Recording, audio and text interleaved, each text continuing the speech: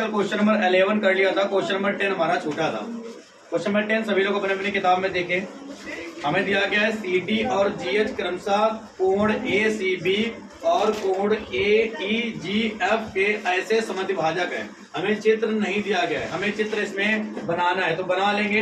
पहले कोण दिया गया है ACB। कोण कैसे बनता है? कोण ऐसे बनता है, यहाँ पर हमने एक कोण बनाया हुआ है, देखो इसका नाम है A और ये है C और ये है B। हमने एक कोण बना दिया A, C और B। तो दूसरा कोण हमें बनाना है, दूसरा कोण क्या बनाना है? EGF, है ना, EGF। तो कोण ऐसे ही बनेगा दूसरा भी EGF। कोण दूसरा वाला हमने बनाया, ये है E और ये है G और ये है F। ये दो कोण है। तो उसने बोला है कि CD, जो CD है, C से एक D तक एक लाइन गई है और ये जो CD लाइन है ये इस कोण का समद्विभाजक है। कोण का समद्विभाजक का मतलब ये हुआ कि ये दोनों कोण आपस में बराबर बराबर हो गए होंगे। ये वाला कोण और ऊपर वाला कोण, ये कोण आपस में कैसे होंगे? बराबर बराबर। तो ये समद्विभाजक है। और उसके बाद एक और लाइन है GH, G से S तक एक लाइन है, ये GS एक लाइन है। ये लाइन कैसी है? इस लाइन की वजह से ये कोण और ये कोण भी कैसे हैं? बराबर हैं। फिर आगे बोला है कि क्रमशः त्रिभुज ABC। अब ABC एक त्रिभुज है तो A से B को मिलाना पड़ेगा इसे। तो अगर A से B को मिलाएंगे तो D फिर दूर हो गया, यहाँ पर D कर लो इसी के पर। ऐसे ही E से F को मिलाना पड़ेगा, तो ये हमारे पास H हो गया। ठीक है, तो ये अपने आप कर दिया, तुम्हारी बन जाएंगी त्रिभुजाकार। तुम्हें परेशान होने की जरूरत नहीं है, जैसा जैसा क्वेश्चन बोले वैसा ही करना है। ABC FEG, FEG। देखो यहाँ पर नाम समझ अच्छे समझना। क्वेश्चन में बोला है कि त्रिभुज ABC, त्रिभुज ABC ऊपर से स्टार्ट किया है, ऐसे जा रहा है। इस क्वेश्चन में जो राउंड चल रहा है वो यहाँ से इधर है। और अगर हम इस वाले क्वेश्चन की बात करें आगे, FEG, इस वाले यहाँ इस वाले त्रिभुज में इस तरीके से मूव कर रहा है, ऊपर ऐसे मूव कर रहा है, इसमें ऐसे मूव कर रहा है। हमें इसके ये भी देखना है कि कौन सा पॉइंट कैसे लिया है उसने। पहले ABC लिया है, तो उसके बाद FEG लिया है। क्या उसको EFG नहीं बोल सकता था? तो आसान था, लेकिन नहीं, जैसा क्वेश्चन बोलेगा हम वैसा ही करेंगे। आगे भुजाओं AB और FE पर स्थित है। ठीक है, यदि त्रिभुज ABC समरूप है, हमें दिया गया है ये जो त्रिभुज है ABC, ये समरूप है किसके? FEG के। ये जो ABC समरूप है ये किसके? FEG के समरूप है। ये दोनों त्रिभुज कैसे हैं? एक दूसरे के समरूप है। और हम जानते हैं कि अगर कोई दो त्रिभुज समरूप हैं तो उनके संगत कोण कैसे होंगे? बराबर होंगे। इसका मतलब इसके कोण इसके बराबर होंगे। आगे क्या है? तो दर्शाइए कि, तो कह रहा है सिद्ध करो कि पहले नंबर पे ये CD बटे में GH बराबर AC बटे में FG। तो हल करते हैं पहले नंबर के लिए, हल करेंगे हम पहले नंबर के लिए। तो पहले नंबर को ध्यान से देखो क्या दिया गया, हम उसी अनुसार में हम हल कर पाएंगे। पहले दिया गया CD बटे GH। CD कहाँ है बेटा? ये लाइन। GH कहाँ है? ये लाइन। मतलब हमें कोई ऐसे दो त्रिभुज समरूप करने पड़ेंगे जिसमें ये लाइन तो आती ही आती हो। आगे है AC बटे FG। AC कहाँ है बेटा? ये। FG कहाँ है? F और G, F और G। ये मतलब इससे ये प्रतीत हो रहा है कि ये वाला जो त्रिभुज है वो किसके समरूप करना है? जो ये वाला त्रिभुज है वो किसके समरूप करना है? समझ में आया कि नहीं आया? आया ना? सबसे पहले जो हल में हमें दिया गया है उसके तरफ चलते हैं। हमें दिया है त्रिभुज ABC समरूप है त्रिभुज FEG के। और अगर ABC इसके समरूप है, हम तो कह सकते हैं कि जो कोण A होगा वो बराबर होगा किसके? कुछ बच्चे ऐसा सोचते हैं कोण A कोण E के बराबर होगा। जैसा जैसा त्रिभुज देखते हैं वैसा वैसा बताते हैं। त्रिभुज के जैसे जैसे नाम लिखे होते हैं हम उसके अनुसार समरूप करते हैं। ABC तो A कोण F के बराबर होगा, कोण जो B होगा वो कोण E के बराबर होगा, कोण जो C होगा वो कोण G के बराबर। ठीक है, अब हमें इसको और इसके समरूप करना है। हम जानते हैं किसी भी दो त्रिभुजों में अगर कोई दो कोण बराबर हो जाएं तो दोनों त्रिभुज समरूप होते हैं। दो त्रिभुज कैसे होते हैं? एक कोण मैंने बराबर कर लिया है, कोण A बराबर कोण F के। देखो कोण A बराबर कोण F कर लिया है ना, पहले लिख लो। अभी थोड़ा सा हम और कर लेते हैं आगे, इसी वाले लाइन में हम थोड़ा सा आगे करेंगे। क्या वो हम यहाँ पर देखो हमें कोण सी जो है वो किसके बराबर दिया गया है, कोण जी। कोण सी जो है वो किसके बराबर दिया है, कोण जी। हम दोनों तरफ 2 से भाग कर सकते हैं। किसी भी समीकरण में हम दोनों तरफ किसी एक ही संख्या से गुणा एक ही संख्या से भाग कर सकते हैं। दोनों तरफ हमने 2 से भाग कर दिया। अब सी का में 2 का भाग किया मतलब सी का आधा। और हमने बताया था स्टार्टिंग में कि ये लाइन कोण सी को समद्विभाजित करती है। समद्विभाजित करना मतलब ये दोनों बराबर बराबर भाग हो जाएंगे। बेटा डी 90 डिग्री मैंने कहा, किसने बोला? अगर हम इस पूरे कोण का आधा करें तो क्या आएगा, नीचे वाला आ जाएगा कि नहीं आ जाएगा? आ जाएगा ना। तो पूरे कोण का कोण सी का आधा होगा नीचे वाला, इसका नाम होगा बी सी डी। कोण बी सी डी बराबर जी का आधा। पूरे जी के अगर हम आधे की बात करें, लेकिन हम बी सी डी ले कौन है, तो ऊपर वाले उसकी तरफ जाएंगे ना। तो हमें अब बी सी डी नहीं लेंगे, हम कौन सा लेंगे, ऊपर वाला ए सी डी। कोण ए सी डी बराबर इसमें जब हमने इस कोण का आधा किया, कोण जी का आधा किया, तो हमें नीचे वाला लेना पड़ेगा क्योंकि हम इसको और इसको समरूप कर रहे हैं। तो इसका तो हम कोण ले चुके हैं। अब इसका लो एफ जी एच, कोण एफ जी एच। कितने कोण बराबर मिले हमें, 2। कौन कौन से, एक एफ ये वाला देखो, एक कौन सा, एक ये वाला किसके, इस नीचे वाले के, ये देखो 2 कोण बराबर मिल गए ना। तो हम कौन सा नियम लगा सकते हैं, ए समरूपता नियम से। तो हम यहां से लिखेंगे ए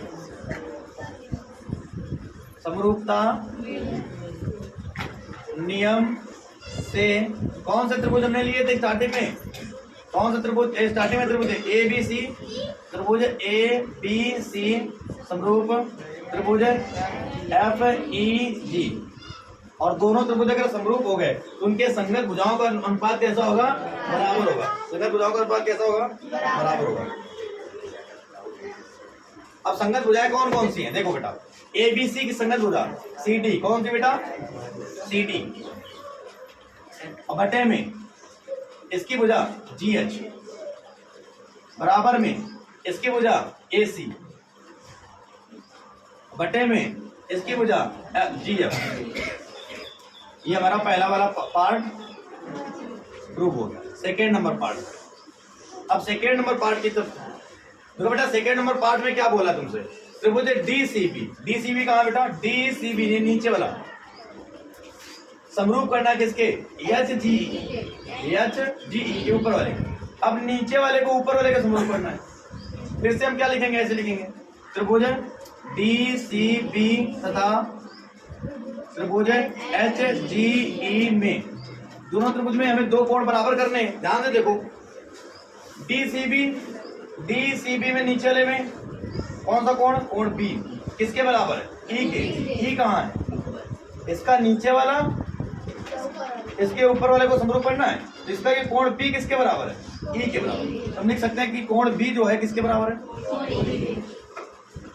और एक चीज हम लोग सीखे हैं अभी, क्या सीखे कि अगर हम इस नीचे वाली बात करें, जैसे अभी हम लोगों ने देखा था कि कोण सी जो है कोण जी के बराबर है, तो हम ऐसे लिख सकते हैं कोण सी बराबर कोण जी के। कोण सी किसके बराबर बेटा, जी के। अब तुम्हारे मन में आएगा भाई जी आप ये नीचे वाले को समरूप ऊपर वाले के कर रहे हैं, तो सी तो पूरा पूरा कोण है, यहाँ पर जी पूरा पूरा, तो हम क्या करेंगे, आधा कर देंगे। दोनों तरफ क्या करेंगे, 2 से भाग। अब सी का आधा नीचे वाला कर रहे हैं ना, तो नीचे वाला लेना पड़ेगा, डी सी बी, कोण डी सी बी बराबर जी का आधा, ऊपर वाला तो बोल लिए ना, तो ऊपर वाला एच जी ई, कोण एच जी ई। अब 2 कोण बराबर हो गए, एक कौन सा, 2 कोण बराबर है, तो क्या लिखेंगे हम, ए समरूपता नियम, मतलब कोण समरूपता नियम से कौन से त्रिभुज हमने लिए हुए, हमने त्रिभुज लिए हैं त्रिभुज डी सी बी। तो आ जाएगा हमारे पास त्रिभुज डी सी बी समरूप है त्रिभुज एच जी ई। ये दूसरा पार्ट प्रूव हो गया। अगर आप बात करें थर्ड की, थर्ड में क्या कह रहा है, डी सी ए ये वाला जो त्रिभुज वो किसके समरूप प्रूव करना है, एच जी एफ के। अरे ये हमने स्टार्टिंग में प्रूव किया, स्टार्टिंग में ही पहले नंबर पे तो यही प्रूव किया था जब ये वाला हमने निकाला था, है ना, यही तो किया था। फिर से कर लो, क्या लिखोगे, त्रिभुज डी सी ए तथा दूसरा त्रिभुज एच जी एफ में। कैसे करोगे, दोनों में देखो, इसमें कोण ए, इसमें कोण एफ बराबर है। कोण ए किसके बराबर है, कोण ए बराबर कोण है आपके, फिर से ये पूरा कोण इस पूरे के बराबर है, तो कोण सी बराबर लिख सकते हैं कितना, कोण जी। लेकिन हमें पूरा पूरा कोण नहीं चाहिए, हमें कैसा चाहिए, आधा कोण, क्योंकि त्रिभुज है छोटा, तो हम दोनों तरफ क्या कर देंगे, अब हमें ऊपर वाला कोण लेना है, तो जब सी का आधा करेंगे तो ऊपर वाला ही आएगा, ए सी डी ऊपर वाला है, तो कोण ए सी डी बराबर, इसमें नीचे वाला लेना है, पूरे का आधा करेंगे नीचे वाला एच जी एफ आएगा, कोण एच जी एफ आ गया। कितने कोण हो गए, एक ये और एक ये, दो कोण के लिए क्या लिखते हो, कोण कोण समरूपता नियम से, कोण कोण समरूपता नियम, ए सिमिलरिटी रूल नियम से कौन से त्रिभुज है हमारे पास, त्रिभुज है डी सी ए समरूप, त्रिभुज है एच जी ई, दोनों त्रिभुज कैसे हो गए, एच जी एफ है, जो एफ हो गया, ठीक है बेटा, यहाँ पर भी, कहाँ पर भी, अब तो सही है। देखो क्वेश्चन नंबर 11 हमने कल बता दिया था, क्वेश्चन नंबर 12 नंबर क्वेश्चन लिखा है, सही समझना, सब लोग अपने बुक में देखो, समझ में आएगा, ठीक है। क्वेश्चन नंबर 12 लिखा है, त्रिभुज ए बी सी की भुजाएं ए बी और बी सी तथा माध्यिका ए डी, ध्यान से सुनना क्या कह रहा है, एक त्रिभुज है ए बी सी, उसने बोला है इसकी भुजाएं ए बी और दूसरी भुजा बी सी और माध्यिका ए डी। ये माध्यिका क्या होता है, माध्यिका किसी त्रिभुज के एक शीर्ष से सम्मुख भुजा पर डाला गया एक ऐसा रेखाखंड जो सामने वाली भुजा को समद्विभाजित करता है, माध्यिका कहलाता है। माध्यिका और लंब में बहुत फर्क होता है। जैसे एक त्रिभुज है ये, अगर तुमसे कहा जाए कि इससे इस पे लंब डाला गया है, तो लंब डालने का मतलब होता है कि ये सम्मुख भुजा पर 90 डिग्री का कोण बनाएगा, और ये जरूरी नहीं कि इस भुजा को आधा आधा भी करेगा, ऐसा कुछ जरूरी नहीं, हो सकता है ये ज्यादा हो ये कम हो, ये 5 हो ये 3 हो, ऐसा कुछ जरूरी नहीं कि सम्मुख शीर्ष से भुजा पर डाला गया लंब भुजा को समद्विभाजित करे, ऐसा कोई जरूरी नहीं। लेकिन ये फिक्स है कि अगर किसी एक शीर्ष से उसके सामने वाली भुजा पर कोई माध्यिका डाली जाएगी, तो वो सामने वाली भुजा को बराबर बराबर 2 भागों में विभाजित कर दे, ये कंफर्म है। तो यहाँ पर ये माध्यिकाएं डाली गई हैं, इस त्रिभुज एबीसी में माध्यिका एटी है और इस त्रिभुज पीक्यूआर में माध्यिका, इसका मतलब ये है कि अगर ये एडी माध्यिका है, अगर एडी माध्यिका है, ध्यान से समझना, अगर एडी माध्यिका है तो कह सकते हैं कि जो ये वाला भाग होगा बीडी, वो किसके बराबर होगा, कोई दिक्कत तो नहीं है। और हम ऐसे भी कह सकते हैं कि जो बीसी पूरी है भुजा है, उसको हम ऐसे लिख सकते हैं क्या, बीडी प्लस डीसी, और बीसी को हम ऐसे भी लिख सकते हैं, ये बीडी लिखा रहते हैं, डीसी को भी हम बीडी लिख सकते हैं, क्यों, क्योंकि ये ऊपर हम बता चुके हैं कि ये बराबर है। तो अगर ये जब दोनों बराबर हैं डीसी और बीडी, तो डीसी की बीडी लिख दो, बीडी नहीं बी और डी, बीडी और बीडी क्या हो जाएगा, ये डिवाइड में आएगा, तो बीडी बराबर में बीसी बटे में, कोई दिक्कत तो नहीं है। ये हम क्यों कर रहे हैं, कोई जरूरत है क्या, बिल्कुल जरूरत है, अभी आगे जरूरत पड़ेगी। देखो ऐसे ही हम कह सकते हैं कि जब पीएम माध्यिका है, पीएम माध्यिका के लिए जब पीएम माध्यिका होगी तो हम क्या कहेंगे कि वो सम्मुख भुजा को क्या करेगी, 2 बराबर बराबर भागों में विभाजित, तो हम कह सकते हैं कि क्यूएम बराबर एम आर हो जाएगा। और हम पूरे क्यू आर को कैसे लिख सकते हैं, ऐसे लिख सकते हैं Q M plus M R, पीछे जिसको ना दिखाई पड़े वो उठने का कष्ट करे, तो हम लिखेंगे क्यू आर बराबर, इसकी जब क्यू एम लिखा है और एम आर की जब भी हम क्या लिख सकते हैं, क्या लिख सकते हैं, क्यों लिख सकते हैं, क्योंकि एम आर और क्यू एम कैसे आपस में बराबर हैं, इसलिए हम उसकी जगह पर क्यू एम लिख सकते हैं। ऐसा क्यों लिख रहे हैं ये अभी थोड़ी देर में पता चलेगा, बस अभी ये समझो कि ऐसा लिख सकते हैं और ये फिक्स है। क्यू आर क्या हो जाएगा, ये क्यू एम और क्यू एम क्या हो जाएगा, तो ये डिवाइड में आएगा, तो क्यू एम बराबर क्या आ जाएगा, क्यू आर बटे में आ जाएगा 2। ये 2 पॉइंट यहां से याद रखो। अब हम कुछ आगे चलते हैं। हमें क्या दिया है, हमें दिया है क्वेश्चन में, हमें क्या बोला है, उसने बोला है कि पहले त्रिभुज की ये वाली भुजा ए बी, का अनुपात दूसरे भुजा PQ के साथ और इस भुजा का BC का अनुपात QR के साथ और इस माध्यिका AD का अनुपात इस माध्यिका PM के साथ बराबर है। ये हमें क्वेश्चन में ऑलरेडी दिया है। उसने बोला है दो त्रिभुजों में पहला त्रिभुज है ABC, दूसरा है PQR। पहले त्रिभुज की भुजा AB का अनुपात PQ के साथ, BC का अनुपात QR के साथ और माध्यिका AD का अनुपात PM के साथ में बराबर है। तो तुम्हें सिद्ध करके ये बताना है, क्या सिद्ध करना है? ये सिद्ध करना है कि त्रिभुज ABC सिद्ध करना है। त्रिभुज यहाँ पे लिख लेते हैं, सिद्ध करना है त्रिभुज ABC समरूप त्रिभुज, पूरा बड़ा वाला जो त्रिभुज है वो इस बड़े वाले त्रिभुज के समरूप होगा। और हम जानते हैं कि कोई दो त्रिभुज समरूप होते हैं तो उसके कई सारे नियम होते हैं। एक नियम, अगर पहले त्रिभुज के तीनों कोण दूसरे त्रिभुज के तीनों कोणों के बराबर हो। दूसरा नियम, पहले त्रिभुज के तीनों भुजाओं का अनुपात दूसरे त्रिभुज के तीनों भुजाओं के अनुपात के बराबर हो। तीसरा नियम, पहले त्रिभुज की कोई दो कोण दूसरे त्रिभुज के दो कोण के बराबर हो।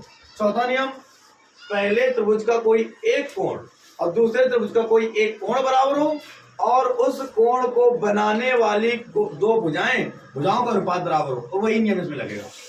हमें क्या करना है? दोनों त्रिभुजों का एक कोण बराबर करना है और उस कोण को बनाने वाली भुजाओं को का अनुपात बराबर करना है। अच्छा, यहाँ पर हमें कुछ पहले दिया गया है, हम देखो ऐसे लिखेंगे। यहाँ पर जो हमें दिया गया है, क्या दिया गया है? ये दिया गया है AB, हल में यहाँ पे लिख लो। हल फिलहाल हमने हल ऊपर भी किया हुआ है, कोई दिक्कत नहीं है। AB बटे में PQ बराबर में BC बटे में QR और बराबर में AD बटे में। हम क्या करें, इस BC बटे QR जो हमारे पास लिखा है BC बटे में QR, हम क्या कर देंगे? इसको आधा कर देंगे। किसी भी हम समीकरण में 2 से भाग कर सकते हैं, अगर हम यहाँ भी चाहें और यहाँ भी चाहें। कुल मिला के किसी भी समीकरण में मैथ में बदलाव नहीं होना चाहिए। तुम्हारे कुछ जोड़ने पर, कुछ घटाने पर कुछ परिवर्तन ना हो, तुम कुछ भी करते रहो। यहाँ पर हमने 2 से भाग ऊपर किया, अंश में और हर में कर दिया। चाहो तो काट दो, फिर से वही पॉइंट बन जाए। अब ऐसा क्यों किया था? देखो, AB बटे में PQ बराबर BC बटे 2 हमने क्या निकाला था? क्या निकाला था? यहाँ क्या लिखेंगे? QR बटे 2 क्या निकाला था? क्या निकाला था? यहाँ क्या लिख देंगे? और बराबर में अब इस पूरे लाइन को ध्यान से देखो और चित्र को देखो। AB बटे PQ, AB कहाँ है? PQ कहाँ है? BD बटे QM, BD कहाँ है? QM कहाँ है? AD बटे PM, AD कहाँ है? PM कहाँ है? इसको ये देख के नहीं लग रहा कि इस छोटे त्रिभुज की तीनों भुजाओं का अनुपात इस छोटे त्रिभुज के तीनों भुजाओं के अनुपात के बराबर है, तो ये छोटा त्रिभुज समरूप होगा।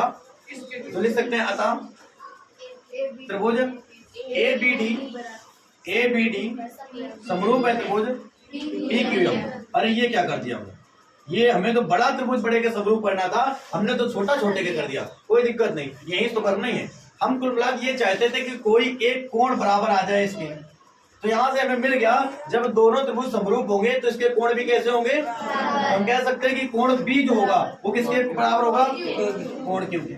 और अब अगर हमें कहीं से ये मिल जाए, अगर एक कोण बराबर हो, दो त्रिभुजों को समरूपता का चौथा नियम क्या कहता है? कि दो त्रिभुजों में एक त्रिभुज का एक कोण दूसरे त्रिभुज के एक कोण के बराबर हो और उस कोण को बनाने वाली भुजाओं का अनुपात भी बराबर हो, तो दोनों त्रिभुज कैसे होते हैं? अब देखो, एक कोण ये बराबर है इसके, और इस कोण को बनाने वाली भुजाएं कौन सी हैं? AB बटे में PQ है क्या? दूसरी भुजा कौन सी है? BC बटे में QR है क्या? बिल्कुल है। तो देखो, ये भुजाओं का अनुपात भी बराबर है और साथ में कोण तो हमने बराबर कर ही लिया। तो कह सकते हैं कि जो पूरा बड़ा वाला त्रिभुज इस पूरे बड़े वाले त्रिभुज के कैसे होगा? समरूप होगा। तो हम लिखेंगे कैसे?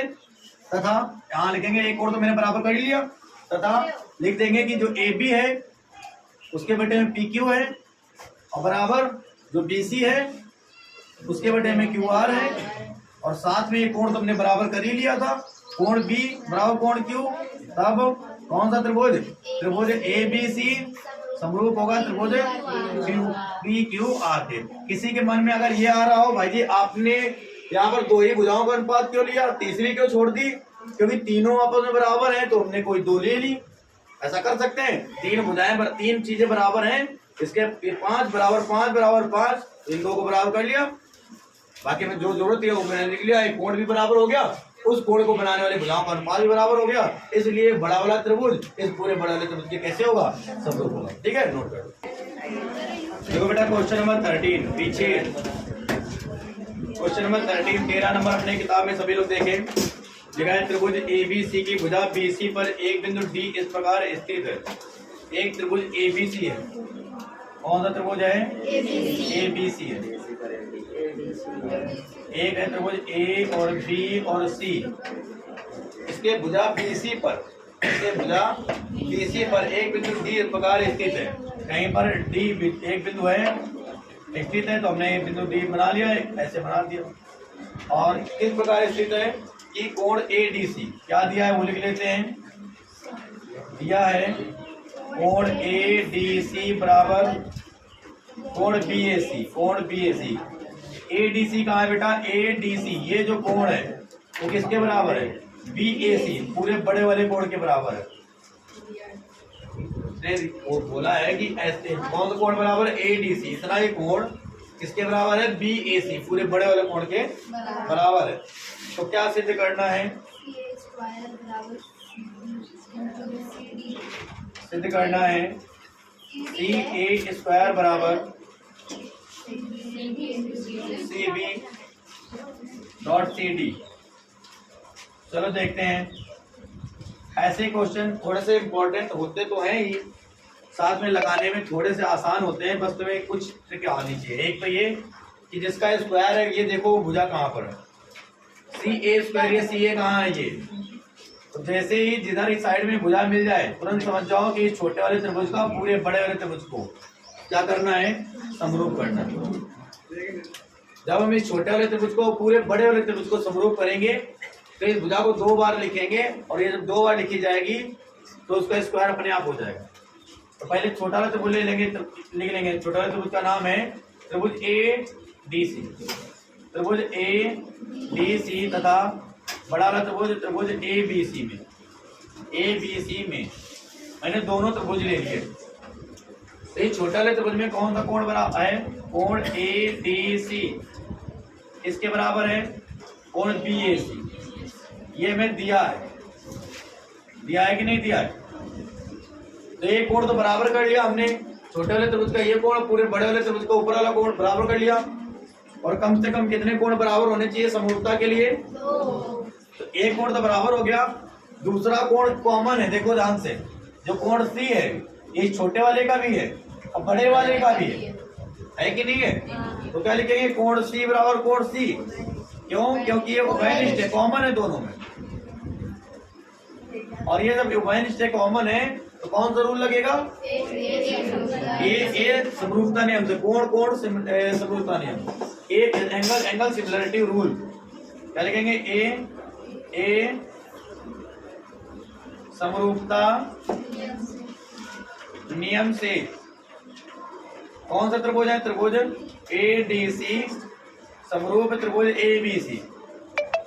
दोनों त्रिभुज कैसे हो गए, समरूप हो गए। अच्छा, दोनों त्रिभुज अगर समरूप हो गए तो उनकी संगत भुजाओं का अनुपात कैसा होगा, बराबर होगा। तो आप देखो बेटा, बड़े वाले पहले त्रिभुज की अगर बात करें तो बड़े वाले त्रिभुज की हम भुजा कौन सी लेंगे, बटे में। अब हम छोटे वाले त्रिभुज की भुजा कौन सी लेंगे, बड़े वाले त्रिभुज की हमने भुजा कौन सी ली, छोटे वाले त्रिभुज की भुजा कौन सी लेंगे हम, C और D बराबर।